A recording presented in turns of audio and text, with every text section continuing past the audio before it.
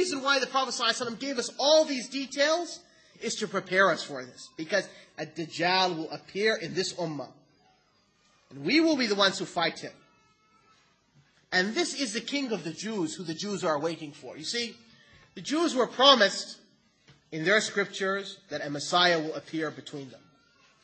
And when that Messiah appeared, Jesus the son of Mary, what did they do? They disbelieved in him. And they rejected him.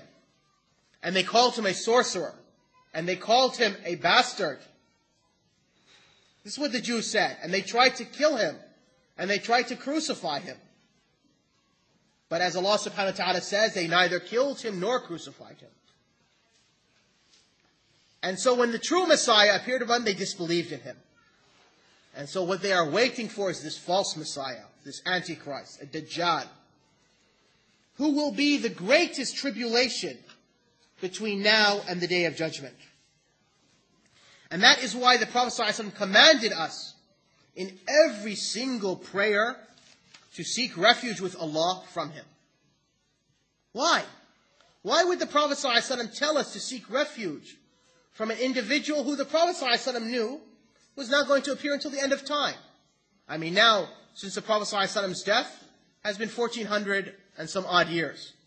And yet the Prophet ﷺ had told his ummah to seek refuge in him, because it is the greatest fitna, as the Prophet ﷺ told us, from the time of Adam until the Day of Judgment. Indeed, the Prophet ﷺ tells us that even the previous messengers all warned against the Antichrist, that the Prophet Nuh, the messenger Nuh, alayhi salam, the first messenger sent to humanity, warned his people about the Antichrist. Imagine that. We know Jesus was about 2,000 years ago, alayhi salam, and Moses was about 5,000 years ago, or 3,000 years ago, and Ibrahim was about 5,000 years ago. How long ago was Nuh, alayhi salam? Yet Allah subhanahu wa ta'ala taught Nuh, alayhi salam, to warn his ummah about the Antichrist.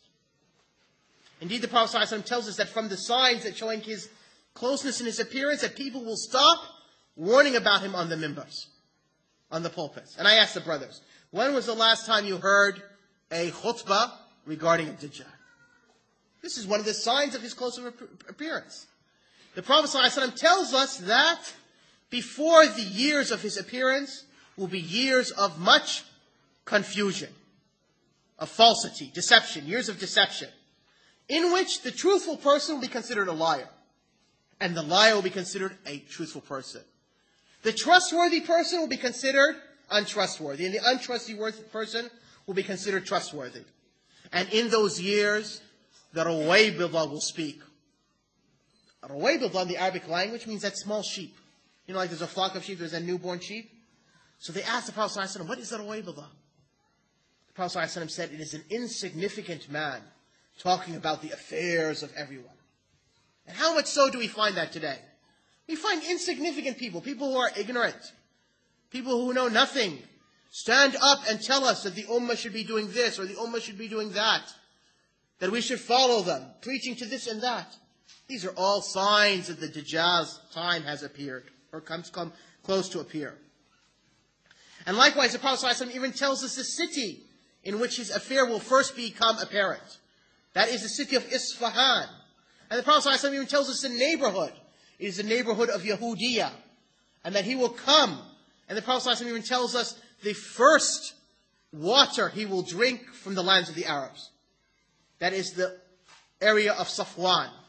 And Safwan is south of Basra, near Kuwait, where they had the peace treaty after the Gulf War. That's where, there he will drink his first water in the lands of the Arabs. That's the first land of the Arabs he will enter into.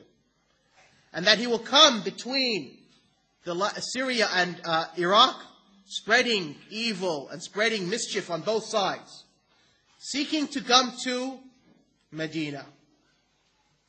But the angels will not permit him, because he will go to every single land on earth he will pass through, except for Mecca and Medina, because he will be guarded by angels which will prevent him from coming through.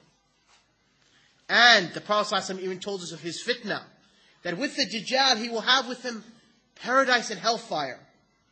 And so when people see his paradise, he will have a river of flowing water and a river of fire.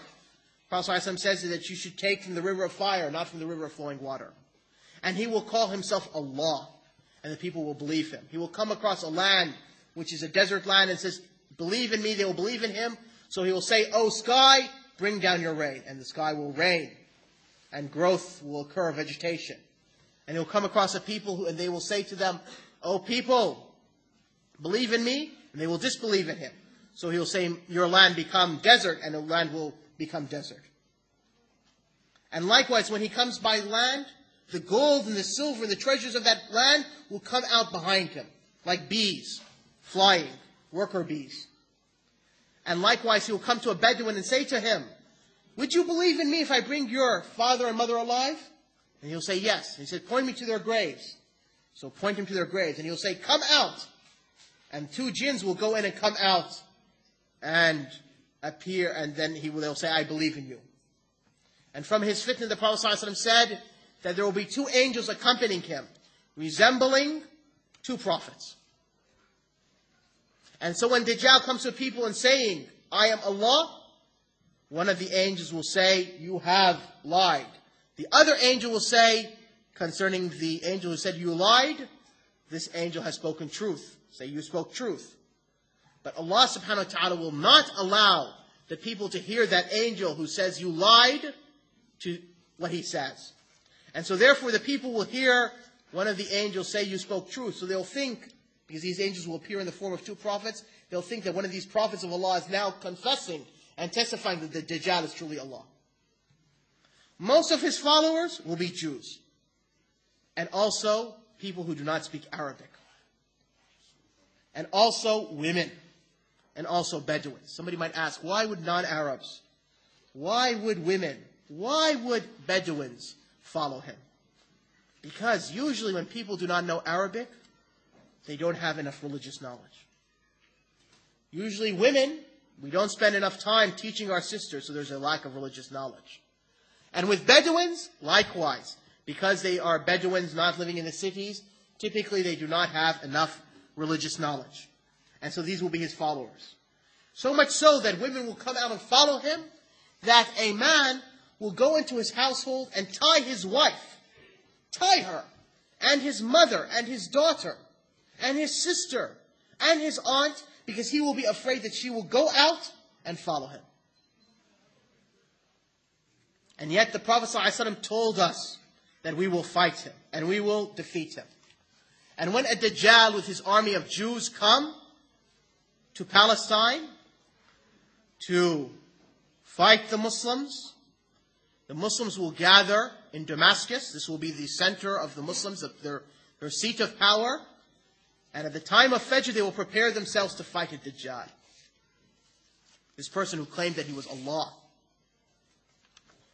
And so the Muslims will be lining up for Salat al-Fajr. Because after Salat al-Fajr, they were going to open the gates and fight them.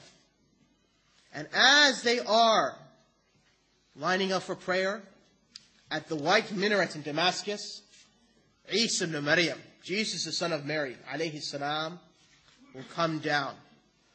An angel on both of his sides and his hands upon the shoulder of these 2 angels. And he will come down, the Prophet ﷺ even described